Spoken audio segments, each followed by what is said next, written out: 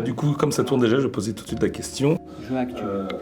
À toi, Mallory. Qui est mal poli sur téléphone, on en a intérêt. Pardon. Tu vois cette nouvelle génération? J'aime bien ces petits moments-là. Mais tu vois cette nouvelle génération? Excusez-moi, C'est en fait, vrai. je travaille parce que je suis un homme T'as d'affaires combien avant d'heures tout. Merci d'être là. Avant en tout, tout cas, un homme ça. d'affaires. Merci d'être là.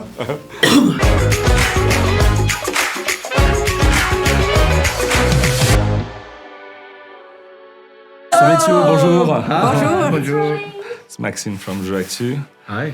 Okay, it's rolling? Okay, let's go. What was the original spark for the movie? Was the environment message, the idea of beavers, or the whole human into animal transfer concept? Yeah, let me rewind. 6 years ago, when this whole idea came, I mean, a lot of it was these nature documentaries. That was one of the first things. They put robot animals into nature. They have like cameras in their eyes. So that was like a starting point for like, you know, robots in nature. Like, so that's a thing, you know, that people actually do. And then from there, I think we just imagining, if that technology was so good, what if they could actually go into a robot animal body and nobody could tell the difference? So I think that's where then you start thinking like, it's kind of like Avatar. So you start playing with those ideas, but then you're also obviously going like, okay, this is obviously not gonna just rip off Avatar. So what are we gonna do with this movie? And then we start thinking about like, okay, we need like an action hero. What if it was like a Mission Impossible type movie? So then you create this like main character who's a little bit crazy and chaotic, but also like grounded and heartfelt. And you just kind of build a story from there. And so everything kind of branches out once you have these core ideas, and then you just kind of go where that character takes you. That's where it all came from. On met ça dans ça. Oui, ça dans ça. Ça dans ça. Pour que je comprenne bien, vous avez créé un faux animal. C'est ça. Qui fait croire aux autres animaux que vous êtes un animal. C'est dingue. C'est comme dans Avatar. Ça n'a rien à voir avec Avatar. And Nico, what did you think about it when he pitched the movie for you? Well, he pitched 3 ideas to begin with. He was invited to pitch 3 ideas, and he put a lot of work in the first 2. And the last one was kind of a throwaway. You know, it's Penguin Avatar. And the first 2, the committee, including Pete Docter, didn't love, but they loved Penguin Avatar. And that was his joke. He didn't think that people were actually going to pick that one, even though we warned him. Yeah. But everyone said, this is a really interesting premise. And, you know, it's the what if idea that so many Pixar films are defined by. So I think we all got very excited, except for he had to find another animal. He was sort of excited and sort of like, now what do I do? Yeah. But then you discovered beavers. Yeah. And then, you know, it's funny now, we look back on it and it's like, I can't imagine us doing this movie without beavers. We basically built the whole story around them, and just finding out how amazing they are. There are these ecosystem engineers that can create wetlands that can support biodiversity, and basically all the animals return when beavers are there. Of course. And we just, the more we learn about them, the more we're just like, these guys, they're heroes. It's an important metaphor for the story we're telling. Like, how can we be like beavers? You know, build an environment that's beneficial to all around us, including people that we disagree with, right? That's the biggest challenge right now in the world we're living in. Donc, avec tous les animaux qui vivent sur un seul petit étang, il fallait des lois pour que ça fonctionne. Si tu veux vivre ici, tu devras les apprendre. Non, mais attendez, je veux pas Loi vivre de ici. l'étang numéro 1. Apprends à connaître les tiens. C'est plus dur d'en vouloir à quelqu'un quand tu connais son nom. Oh, t'es en forme, Ron? Merci, c'est gentil. Toi aussi, Jeanne, Tom, Raymond, Rosie, Colette, Laurence, Annie, Pierre, Paul, Jacques, Sacha, Kat, Matt, Thibaut. Ah, salut Georges. Comment ça va, Steve? C'est la loi de l'étang numéro 2. Quand tu dois manger, mange.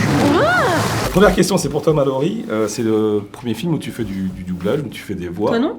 Bah non, lui non. Ah, il en a fait 4-5 déjà. Troisième ou C'est quatrième, je quoi crois. déjà? J'ai fait un film qui s'appelle Croquette, un autre qui s'appelle Biscuit, le chien Mais c'est ça en fantastique. fait, de l'expérience derrière toi, je comprenais pas. Ouais. Donc ça me fait dire qu'en fait, vous avez pas fait vos scènes ensemble en fait. Eh non. Ah non. Mais je sais pas si ça se fait en général, C'est très rare aujourd'hui, Bah, mais je ouais. sais que ça arrive. ça arrive encore quand même. Ouais. Et donc du coup, t'as pas pu avoir des conseils d'Artus par rapport à ça? Non, tellement pas. J'en C'est aurais pas un mec qui donne donné, des de toute conseils de toute façon. J'en aurais pas C'est pas un donné. mec comme C'est ça. vraiment c'est un métier où c'est chacun Chacun pour soi. Ah ouais, c'est la guerre. Chacun pour sa C'est la guerre. Jamais j'aiderais des jeunes. C'est compliqué, hein. Ça veut dire que peu importe qui tu es, tu dois prendre soin de ceux qui ont besoin qu'on prenne soin d'eux. Voilà. Les lois de l'étang. Et donc du coup, toi, quand on t'a proposé de faire ça, j'imagine que c'était un oui direct.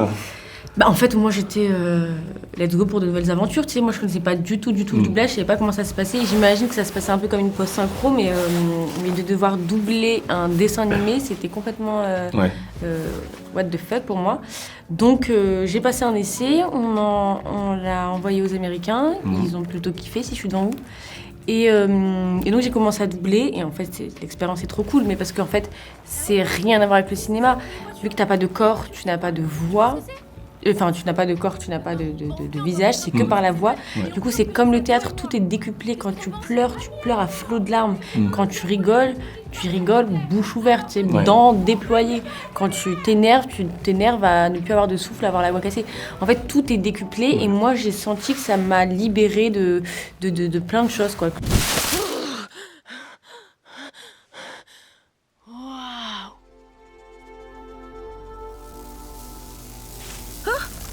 Salut.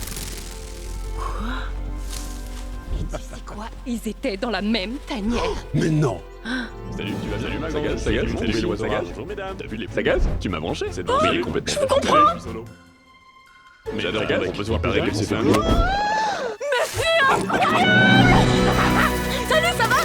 Oh, Bobby, tu vas bien? Salut, papa. Ça roule mieux. Sagaz, mes amis, comment vous allez, bonjour? And compared to other Pixar movies, this one feels very fast and joke heavy, like there's a gag every minute. And it's so fun. Was that something you wanted to from the start, that non-stop pace? I mean, we were just really driven to make an entertaining movie. I mean, I can't deny that maybe a lot of the tone and taste comes from my time in TV, and we're moving fast, both production-wise and joke-wise. Yeah. So I would say that definitely probably played a role in the way I made this movie. Yeah. Yeah, I mean, I think the creative executives at Pixar loved that about it. All of the, Pete Docter, Andrew Stanton, Lee Unkrich, they felt like there was something new and fresh about Daniel's sensibility and that pace, absolutely. I think everyone leaned forward and said, oh, this is fresh and different, but also it has humor and it has the heart of a Pixar film, and we worked on that a long time, but it feels different. And it was exactly what we needed right now. Toi, Artus, donc on disait, c'est pas ta première expérience, mais j'ai regardé, donc souvent t'as fait que des animaux en fait. Dragon, chien, chat, je crois, et puis maintenant castor. Ouais, dragon, j'ai fait un dragon. Dans le tout premier, cette sorte de gros monstre en fait, non? Ah oui, c'est vrai, j'avais oublié. Voilà, hein. Oui, Rumble. Rumble, exactement. Ouais, tout à fait. C'est un dragon, on est d'accord, c'est un dragon. Oui, c'est un monstre. Oui, c'est un gros monstre. Un gros monstre. Ouais. Ouais, t'es à fond. Le genre de truc qui doit faire méga mal. J'ai hâte.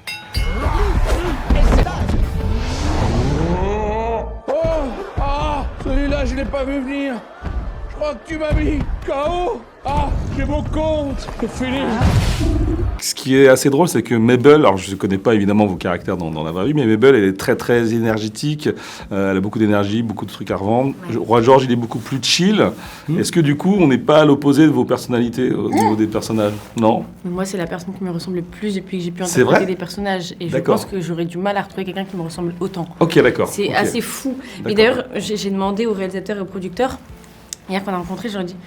Dites la vérité, vous avez pensé à moi en l'écrivant. Et non, mais en réalité, moi, ça m'a paru évident parce qu'elle est comme moi, elle déborde. Peut-être là, je suis pas débordante d'énergie, mais dans la vraie vie, normalement, je déborde d'énergie. Je suis tout le temps à 100%. Et surtout, on a le même combat. Moi, mon combat, c'est les animaux et les enfants parce que c'est des êtres tellement innocents, tellement purs. Tellement aimant que en tout cas j'espère pouvoir y dédier plus de temps, mais je dédie ma vie aux animaux. Et puis c'est une fille engagée avec de l'humour, qui va toujours au bout des choses et qui essaye de donner une voix à ceux qui n'en ont pas, tu vois, qui prône le message de la différence. Est-ce qu'il y a une scène que vous retenez en particulier dans le film, parce que c'est un film qui va vraiment vive allure, il y a des blagues vraiment toutes les minutes, il se passe des choses vraiment tellement parfois incongrues. Est-ce qu'il y a une scène en particulier qui vous a le plus marqué, que vous avez plus adoré que d'autres? Je crois qu'on était un peu raccord sur cette scène qui est très surprenante à voir dans un Pixar, mais quand la reine des insectes, il lui arrive quelque chose. Oui. Et je pense que ça surprend vraiment tout le monde. Wow. Ils ont vraiment fait ça? Ouais, c'est cool. Et il y a un truc un peu à la Game of Thrones où tu fais D'accord, ok. C'est ça le choix qui a été fait. Ok, très bien. Voilà. Qui s'est dit que... Et je trouve ça très cool. Castor antipathique a raison. Leur fourberie s'arrête ici et maintenant. Allons zigouiller le roi des humains. Attendez. Zigouiller? Ils nous zigouillent bien, alors pourquoi on les zigouillerait pas? Je crois pas qu'on ait vraiment besoin de zigouiller. And I was thinking, especially for a sequence, I don't want to spoil anything, but we can talk about it. The sequence with the shark, it's incredible. How did it come out from your mind? How can we think about it? Well, I mean, we always chased like action spy thrillers, and in those kinds of movies, like think of like Bourne Identity or Mission Impossible, there's always a moment where someone's on the run and we gotta call the assassins to go get him, you know? Yeah. So we had conceived this idea of, okay, well, how does that play out in the animal world? Well, let's get the apex predators, you know? And so, you know, we also used to have versions where a lot more assassins were called out, but ultimately we had to kind of narrow it down to just one big one, and then we ended up just picking Diane, so the shark. So that's kind of where that idea came from. It was just from the genre itself, kind of fed it to us. Yeah. Okay, but inside Pixar, when you pitched that idea, they would say, "But you're crazy now." They did. There was some resistance, and they let us know. Yeah. We show our screenings, you know, we make storyboards and we put it together and we show it to the studio. Okay. And initially some people said, oh, I love this movie, but I don't know about that shark. Like, that's like too much. But then a lot of other people said, I love it, leave it in. The worst thing is, because it's a shark, everyone was feeling clever and was like, you've jumped the shark. That's a good, I get it, that's okay. an expression, too far. Yeah, but you know, to me, it was an indication if we could make it work and have people buy into it, which I'd like to think that we do now, that you would believe anything could happen now, you know? And I think that is what this movie is about, or at least that's how I want people to feel, is like, I don't know what's gonna happen next. Yeah. And it really, it's like training the audience to start accepting, like beavers can wear crowns. That can happen. That can happen. Then you're pushing the audience to the limit. Yeah. Let me get you as far to the edge that I can of believability. And to me, it's what makes the movie hopefully fun and unexpected. And heal the shark. Yeah. And... Qu'est-ce que tu fais? Tu veux quoi? Je te supplie, me fais pas de mal. Attends, quoi? J'arrive pas à croire que je fais ça. Nous sommes vos amis, cœur rouge. Votre vie est en danger. Vous devrez faire exactement ce qu'on vous dira. Harry. Another thing that I really love is how expressive the characters are, you know? They almost have a manga-like exaggeration in their faces and their reactions, which make them really, very funny. Does that come from your own visual influences, I guess? Maybe Pompoko, I heard that you were influenced by Pompoko?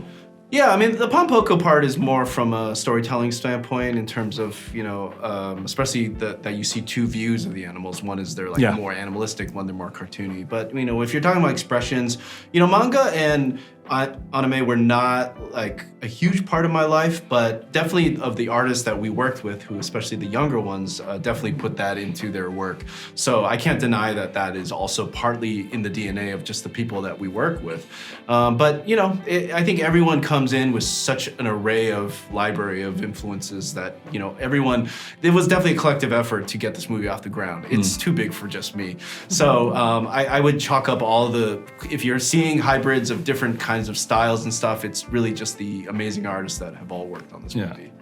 One of the influences you've mentioned, though, is Aardman Studio. Oh yeah, we haven't talked about them enough. Yeah. We definitely like studied a lot of Aardman, and we referenced this thing called the Aardman look, which is kind of, especially with the animals, because there's so many moments where you just have crowds of animals and they're just kind of staring innocently into the air. That is the most Aardman thing, you know, that you could ever do, and we wanted that comedy in the movie, and Aardman was a huge influence on me growing up. So I was very happy that we could use that as a reference.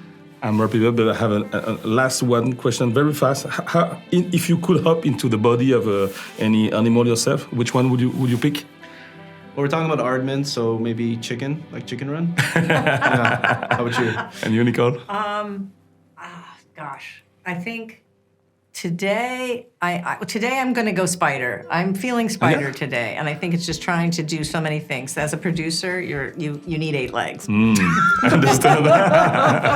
Et, du coup, c'est quoi vos Pixar préférés? Si vous deviez faire un top 3, est-ce que vous avez un en particulier? On est assez d'accord sur Coco, je crois. Ouais, complètement. Sur l'univers de Coco. Complètement. Après, ouais, Toy Story, on est d'accord aussi. Vice-versa, là-haut... En fait, il y en a tous, quoi. Et après, en beauté d'image, moi, c'est pas celui qui m'a touché le plus, mais je trouve que les images sont incroyables, c'est Vaiana. Absolument. Fellow animals! The humans have stolen their last inch of land from us! We gotta fight back! No! Hi! It's Diane! She's actually, like, super nice.